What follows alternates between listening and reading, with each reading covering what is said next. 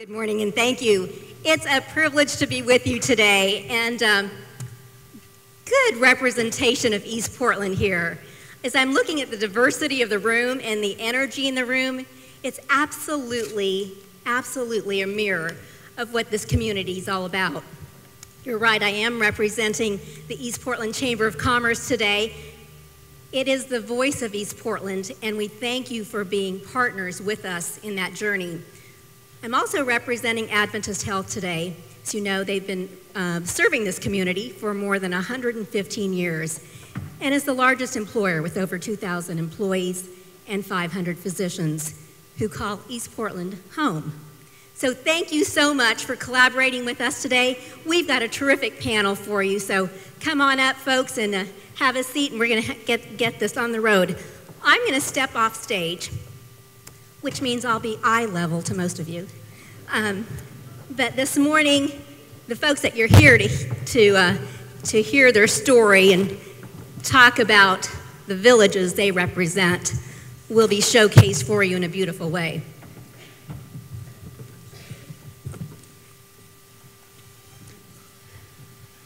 This morning, we've got 3 businesses represented in this group, and we have 3 resource providers for you. We're going to start at the end with Terry. Each member on stage today in this panel is going to have a minute to tell us who you are and who you represent. And then we'll come back with a series of questions for you. You'll be given 5 minutes to answer each of those questions. And we want to encourage the audience today. You've got some cards at your table. Take a moment and write down your questions during this morning's panel discussion. We'll do our best to answer those for you. So Terry, 1 minute to tell us who you are and who you represent. Good morning. My name's Dr. Terry Bunker. I'm a family nurse practitioner. I own Bridge City Family Medical Clinic. It's in Northeast Portland on 106th and Halsey. I opened the current location with the assistance of some money from PDC and the Small Business Administration in 2009. It's a family practice. Currently we have about 15 employees, 3 nurse practitioners, and some openings if anybody knows anybody who's looking for a job as a primary care provider, because they're kind of hard to find right now. I've been lucky to build a very nice clinic that helps me attract new patients and keep them. The facility is very nice and light. I'm also starting a new business out of my clinic. It's a prepaid primary care called Alliance Primary Care, and it's for people without insurance. It's a small monthly fee of about $60 a month, and they get all their primary care they need, working to partner with other health insurance plan that might offer a high deductible to wrap around with that. So looking at ways to serve people in the future as 2014 and the Affordable Care Act comes around and the insurance mandates. So that's something I'm just recently getting started on. Thank you, Terry. We're going to move this on to Peter. Peter Cal is with us today. Yes, good.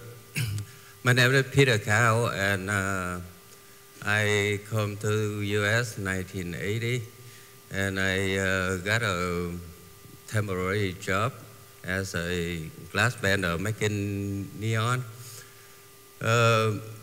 Then when I come in there, I realized that I have a hand for it, and the man who hired me, he's very excited, and I become the best glass bender there.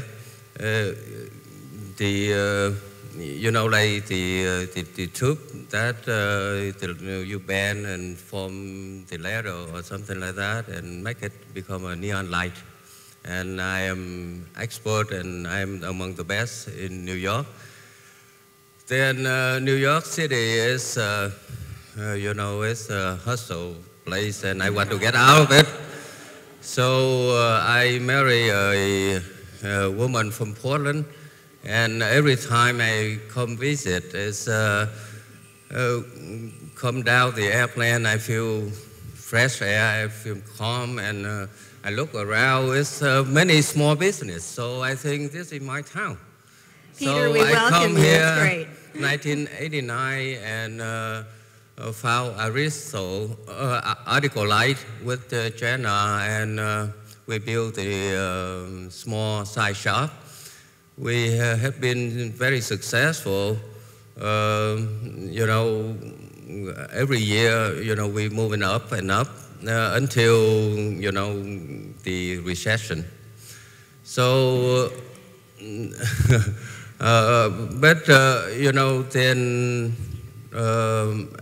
to me, it's from the temporary job, I realized my American dream.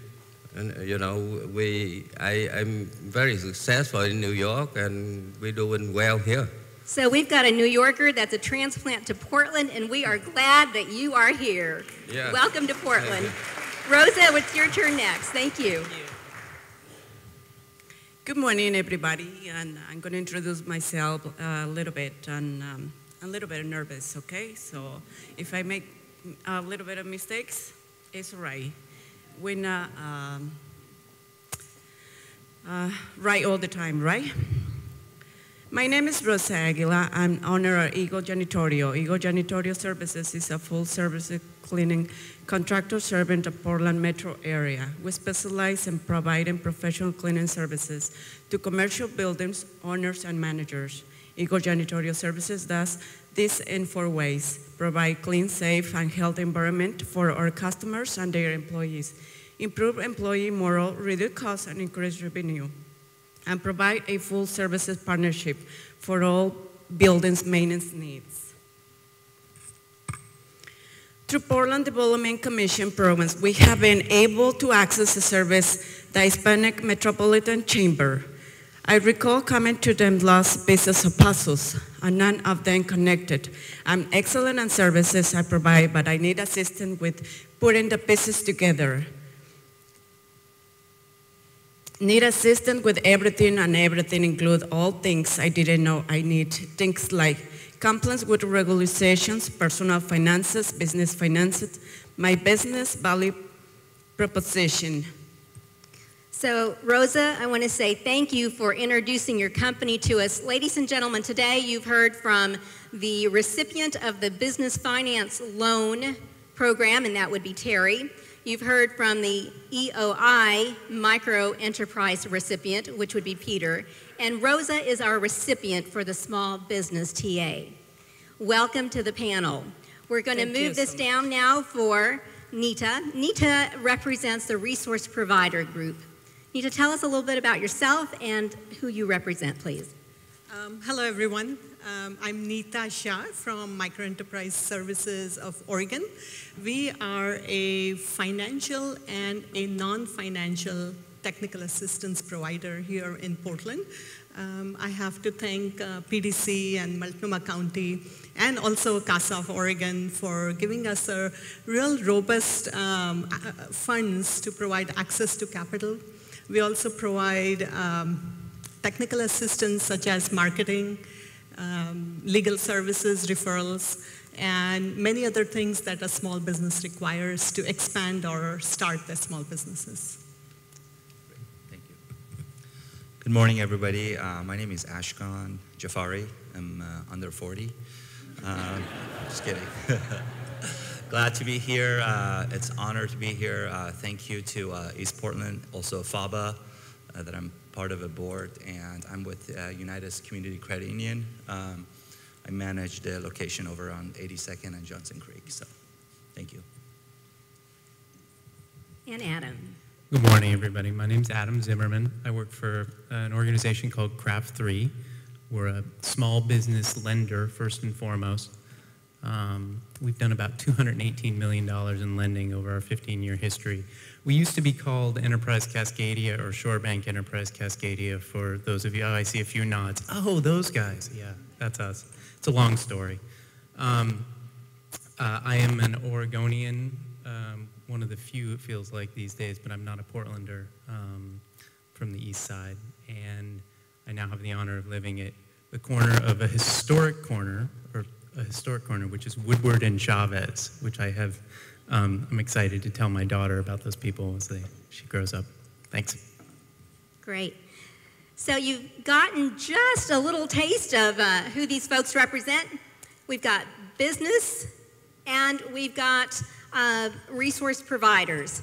A good mix this morning for you to share from your hearts and from your souls of what it means for us to be part of this thriving community called East Portland. And I'm reminded that you've got cards at your tables this morning. If you would kindly take a moment to write your questions down, and we'll have some folks coming by in a few minutes to pick those up, but write your questions down as it relates to each of our loan recipients today and also our resource providers. We're going to start with Terry this morning, and we'll ask the same question for 3 of our business leaders today. You'll have 5 minutes to answer the question. If you'll please keep your eye over here on Justin, and he'll hold up your time remarks for you. Again, we invite the audience to engage in this discussion with us today. So, Terry, we'll begin with you. If you will describe your experience receiving financial or technical assistance, tell us a little bit about who assisted you, please, how that's made an impact on you. I'd like to know how that's made an impact on East Portland and what it means to you personally to give back to the community. Thank you. I found working with the PDC to be very helpful. They were very encouraging of my business. They were very friendly, approachable. It wasn't like dealing with somebody that was removed that didn't have an interest in my business. Anna Inklin, who's no longer there, she and I became almost like friends while we were working through the process of getting the financing. The financing to me really made the difference of being able to open this practice and to be able to make it a place that was inviting for people to visit as patients and for people to work. It was important for me to build a space that the providers and the staff were comfortable working in so that they would be happy coming to work every day, because then that helps make happy patients and customers. So it's about taking care of your staff as well as taking care of your patients. So I found through the years working with PDC, them to be very supportive of my business, at times to give me exposure to other businesses in the community, with networking and other opportunities to get to know business and community leaders. They've been somebody that I can call on if I have questions about what's going on in the community or what's going on in the business. They've kept us in the loop with the whole community. And I find there to be great opportunity in this community because of its growing, and it's just a great area to be in Portland in general. So with that, I'm done. Thank you. And Peter, again, welcome to Portland. Tell us what a New Yorker is feeling about the opportunities that you've had here in East Portland.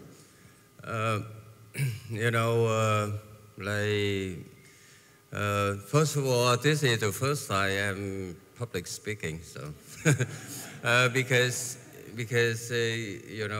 I'm so grateful with the BDC help when I opened the business and so on. So I try to cover it to tell you about it. Like I said, from New York, I just go in there and I find out I have a good hand for it. And before I don't know anything about it, okay? Then you can say I'm an expert on making neon sign. And I have a supplier, if you don't know what it is, Then, and I don't have any business background at all. I just want to open my own place. And I did it, So when I opened my business, my expertise is just a little part of it. So many things that I have to know. It's fortunate to own a building. We bought the building. Then the building need remodeling. The roof leaking, the siding need. So we have BDC help us and we make it nicer.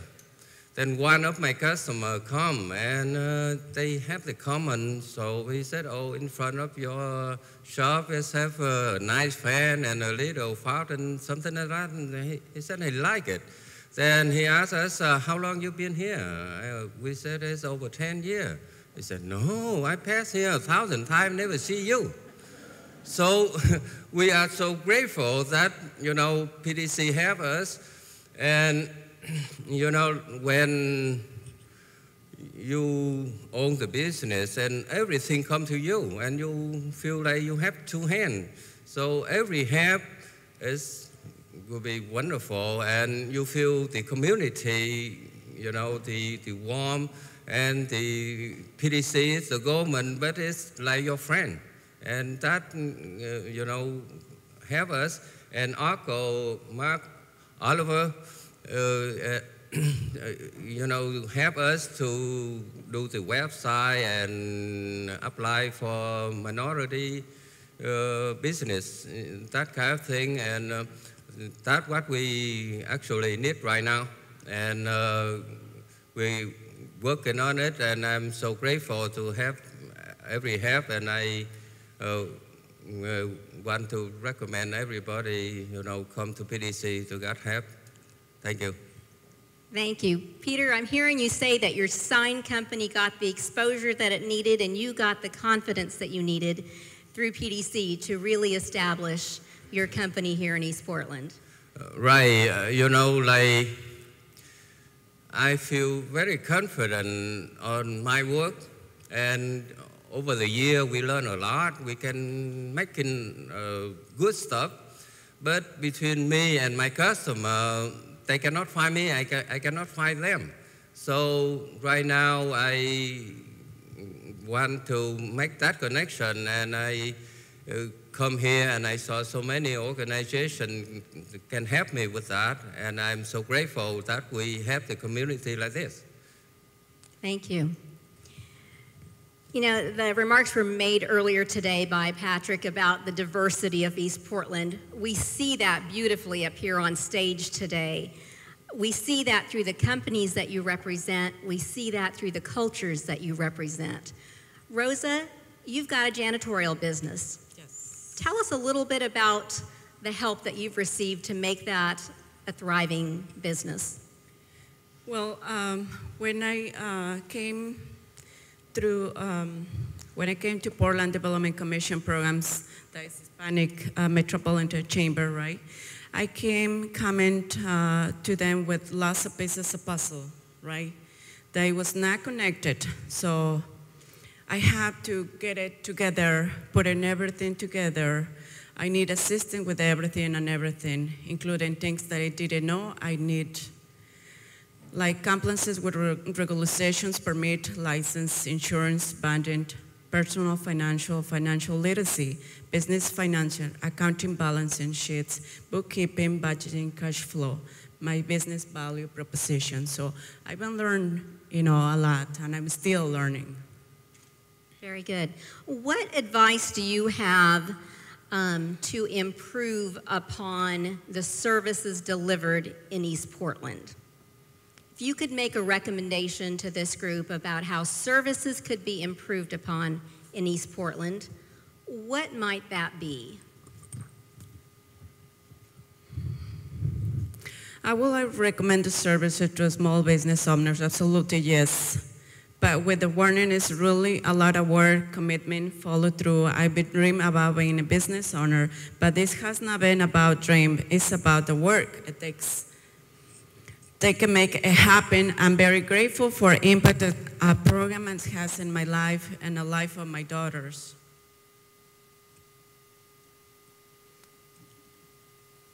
Same question for you, Peter. What services do you believe that East Portland should have in place that could help increase the service providership?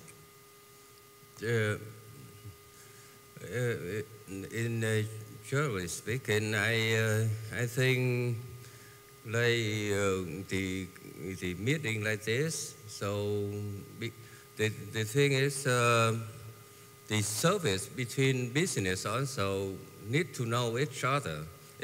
Because actually one business needs the service of the other business, and if we continue to communicate and know who doing what, then we can, exchange the work. That will help also. And also, like the gentleman said it before, everybody know a little bit of information, and if we share, we got more information, and we can grow. Thank you. Terry, same question. I would echo what you said about connecting with other businesses in the community. I think that we're all so busy and we forget to make those connections with the other businesses that can help us grow our own business, and that we are interdependent upon each other. And so if there was some way that we could do that, I mean, I know there's the business associations and that, and I'm guilty of not taking advantage of those because we all get so busy. But so some way to connect more, I think, with the businesses that we're all interdependent upon would be a good way. Thank you. It goes back to the comment earlier today from our MC that it really does take a village, doesn't it? Working collaboratively is an art and a science. The next series of questions are for our business providers, so we'll move the microphone over to Neta. Neta, as a provider, please describe the recent experience that you were involved with in assisting an East Portland business. A successful one. We recently funded a small microloan, $5,000, to a coffee shop here in East Portland.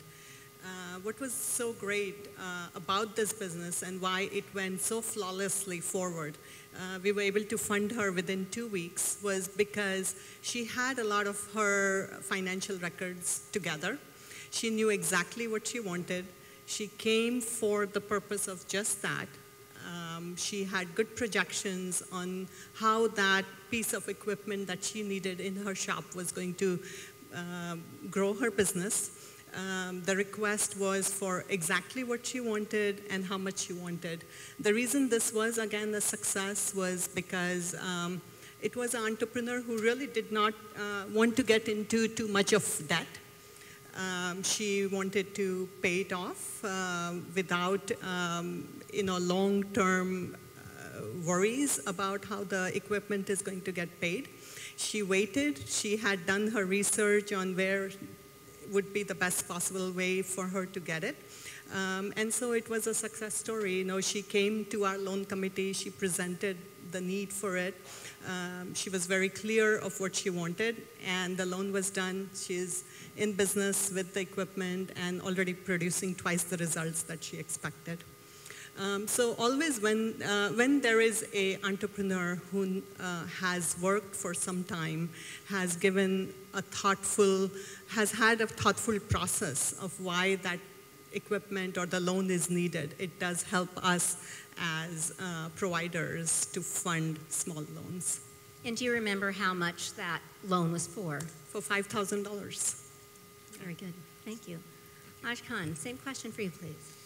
Yes, well, I joined the credit union actually not too long ago. I came from a large organization, big financial institution, that I wanted to be more involved with the credit union and be more involved with the community. So one of the inspiration story that I can share with you guys, that was about a month ago that one of the members walked into my office and said, next Friday, I'm going to bring a cake for everybody and just make sure that all the staff will be here at 8 o'clock. I said, sure, but we don't normally eat cake here. They're like bagels. They're like, no, I want to bring cakes. I said, okay, sure.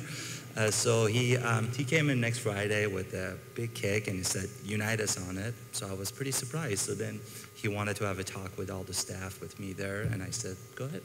So he made his last mortgage payment on his house, and he paid off his house on that Friday.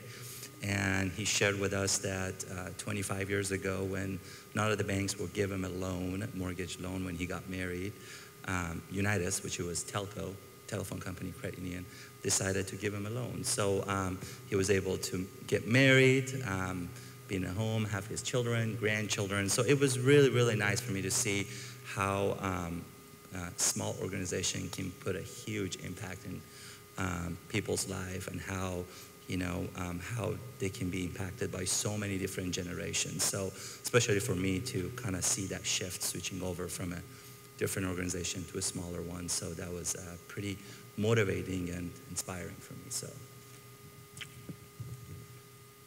And Adam, you've got a wealth of stories to share. Tell us a little bit about that. Sure. Before I tell the story, I want to acknowledge somebody. Terry mentioned that her contact at PDC for your loan was Anna. And I had the opportunity to meet Anna, about a year ago. And recently, she has been willing to come work for us. So Anna, are you in the room somewhere? Anna Inkland, folks. Anna is a business lender with Craft 3 now. And will be someone who is a point of contact for all the small businesses in East Portland who are interested in talking to us about credit. So I just wanted to acknowledge that. And she's certainly not gone from this community. The success story that I wanted to highlight, I suppose is pretty emblematic of what we do. So we're not a micro lender. We're looking for businesses that generally are searching for credit north of $50,000, give or take. We are most interested in finding businesses that are growing, that are working with either equipment or expansion. As we all know, in Portland, there are a number of opportunities for businesses to work with PDC around real estate improvements, especially in urban renewal areas. We don't want to do those kind of loans because we want PDC to do those. But we're really looking for folks who are making those improvements to kind of get to the next stage of business growth. And those are the type of folks that Anna would like to see. So the example in this case is, so we are not a collateralized lender. We're willing to look at whatever it takes to get a deal done. So in some cases, that's just looking at the cash flow of a business and working with the lender to figure out, well, will this really work? Can we put this together? So recently, we've been looking at a small loan. It's for us. It's about $50,000. It's the last bit for a construction project that will result in an expanded business line for a materials handling business. And I think the lesson that I wanted to share with you all is, one, is that we're not collateralized on that loan, but we're coming in at the last piece of a bigger project, so it's a nice way to come in. And the second is that because the way we have structured our internal process, we can get that loan done in 2 weeks, 10 days, 2 weeks. So we're interested in folks who are in that position who want to come have a quick conversation. We still need things like business financials, which is what all the technical service providers who engage will tell you and help you with. But in the end, we were able to do things fairly quickly. So thank you.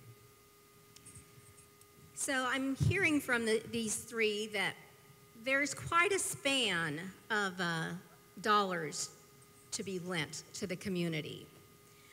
What advice do you have for the audience today on how they can go about maximizing their opportunity to grow their business?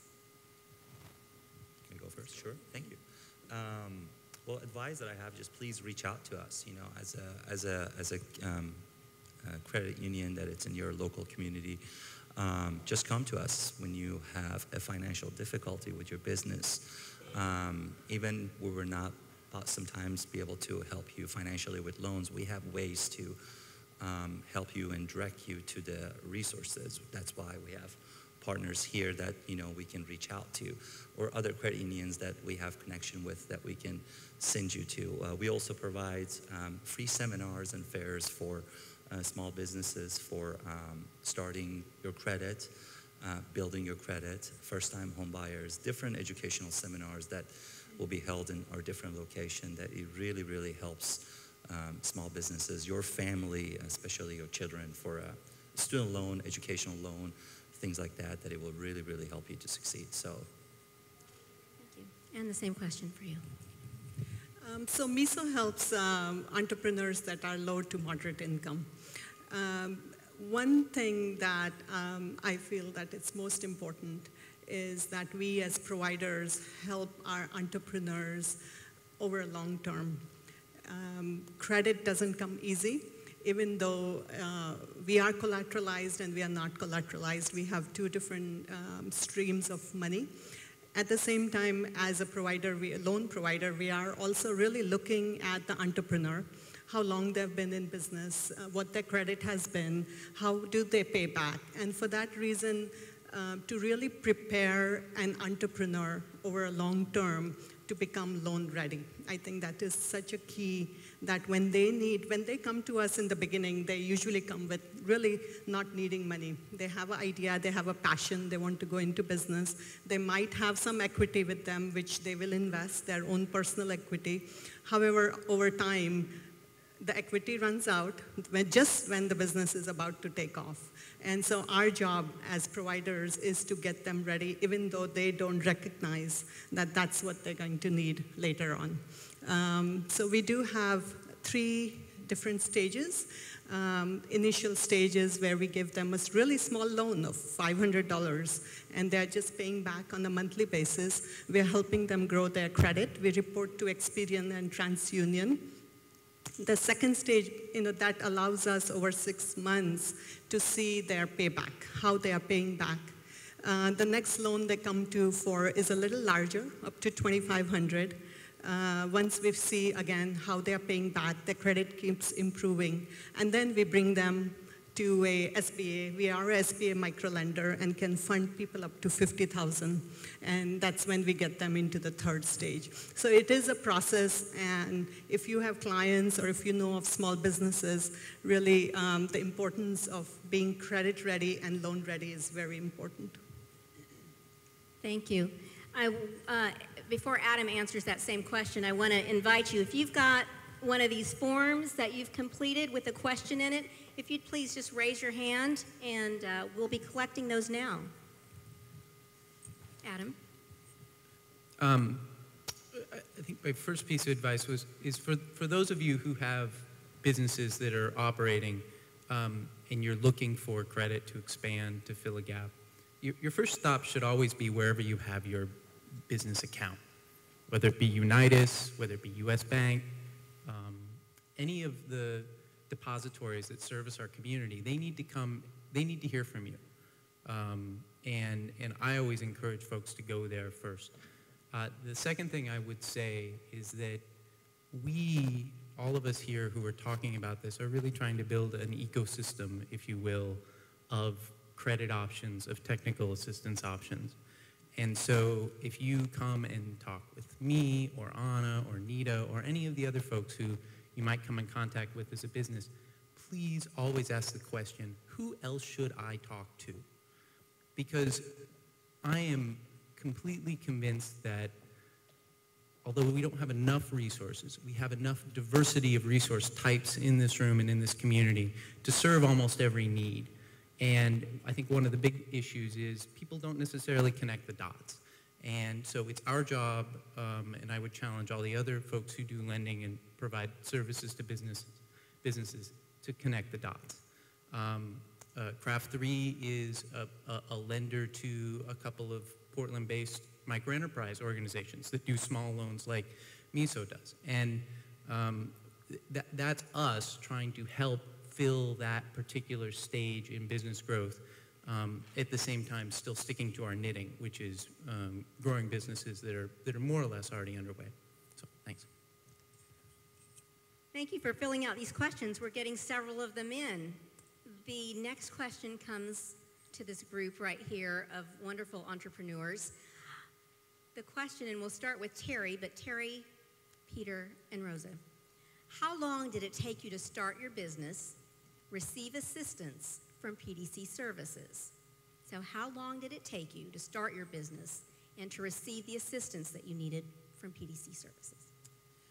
I started my business in 2003 without any assistance except for a home equity loan. When I sought to expand my business in 2008, it took about I mean, really was quick. 3 months maybe from the start of contacting PDC, 3-4 months to get the money. But honestly, I have a hard time recalling exactly how long it was because there were so many different variables. There's PDC, there was Albina Bank, there's the SBA.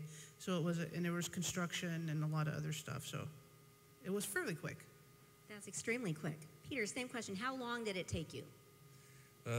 We bought the building around 2000. 2000. Then we didn't file on our own until 2007. Then we need the siding, the roof leaking, that kind of thing, and it's the old building. So on 2007, we applied for PDC, and they, the assistant is quickly, then we do in very nice shop now. So I would say that the help is, very efficient at that time. Very good. So it was in stages for you. Yeah. Rosie, for you? How long did it take? It took me too long to go through all this process for me. I was like in the dark, so I had to go through. I've been in business about more than 7 years, but I went to look for more assistance and help with the Hispanic Chamber for this last almost 2 years. So I've been having the assistance since then, and I've been trying to learn and growing my business a little bit more, and trying to get more jobs. That way we can help others and get more jobs in Portland. Thank you. This is a question for Ashkon. From your point of view, what should businesses who are struggling do to keep their business solvent through these economic times? I think that's a question that we see every day from our small businesses, new businesses that is coming to Unitus. A lot of things is a cost to the businesses that fees, things that they get charged on daily basis, monthly basis, the things that they can cut down from their expenses. And I think local banks, local community credit unions, that they can shop around and find the one that it can save them the most money. It's going to be the best way to do it. Even with loans, just finding a right lender, finding the place that it can save them on cost, interest rate, just a lot of hidden fees that we all know we've been facing in the last 4 or 5 years. It's going to be the key as far as my viewpoint. So, thank you. Adam, question for you, and the same question will come to Neta. How can we contact micro businesses, a registry, a publication, websites, etc., that anyone can participate in and support? What's the process for that? Do we think how can we find small businesses that we can patronize? Is that the question? You think that's the question? Could be. Boy. That's a good question. I don't have a good answer. Neta? I think, initially when MISO started, we did have to do some legwork. We went knocking at the doors. People were like, really? Is this for true free services? No way. But I think over time, when one business comes in and they refer, most of our businesses have come to us by referral from the businesses that we already serve. It's pretty amazing. The businesses network quite a bit with each other, and if you are providing good service, they are going to refer those businesses to you. The other way that we have been able to access small businesses is by the programs that are around. For example, the housing programs, PCRI, and many such programs who refer clients to us. So that's what we do.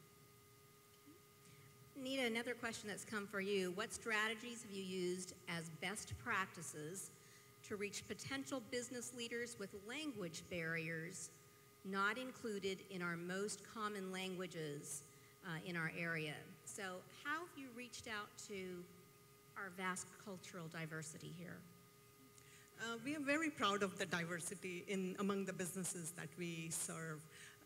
I think we ourselves within our staffing are very diverse. That kind of has allowed businesses owners to come and feel comfortable with us. I think the other strategies that we have used is really patiently listening. I think listening, we don't know all the languages, and there's no way we could hire all those language skills within our staffing. But sitting with each one personally and taking as long as it takes, recognizing their passion and their the dream that they come with, and sitting with them and listening to, even if it takes a very long time. I think that's how we have been successful. Adam, this question comes to you. Susan's in the audience today, and she's saying, please give examples of small businesses you have lent to. Hi, Susan, wherever you are. So first of all, our website, craft3.org, has a whole, we call them stories, and they're 2-page long borrower-approved descriptions of what we do and what we've done with that particular borrower. So there's, before the name change, there was some over 100. I think we've been rebranding them, so there's probably 50. So to give you all an example of the kind of businesses that we have provided credit for, that's the best way to do it. I'll give a recent example of a small business on the Oregon coast that is starting a food manufacturing. It's actually cheese. I won't name names. And it's not a true startup, but it's pretty darn close. And we're financing with collaboration with Business Oregon, which also has loan funds available throughout the state. We're financing a new building, equipment, and some startup capital because, as those of you who may like cheese know, it takes a while to age cheese. So you make a bunch of cheese, and then it has to sit around for 6 months before you can sell it to anyone, which is a capital problem if you think about it. And so that's one of those things where it takes some pretty deep conversations between a borrower and a lender to figure out what exactly kind of capital do you need? What, you need cheese to sit around for 6 months? Well, that's $1 million. Well, how do we do that? Generally, that's a good example of how we try to be creative and flexible and weigh things toward what a business needs to make sure their cash flow works, not necessarily what we need to make sure we don't lose sleep at night. We're game to lose sleep. Thank you, Adam. So you've gotten just a taste today of what it's like to be a business owner, what it's like to be on the lending side of it. We've heard some creative opportunities that have come about, everything from a medical clinic to a sign company to a janitorial business. You've seen the diversity of businesses that are here, and you've heard about the lending options that exist in East Portland. We have quite a stack of questions. We're not going to be able to get to them today, but I hear from Justin we will be able to respond to those through the website, so stay tuned for that. How about it? Let's give these guys a hand. This has been very informative.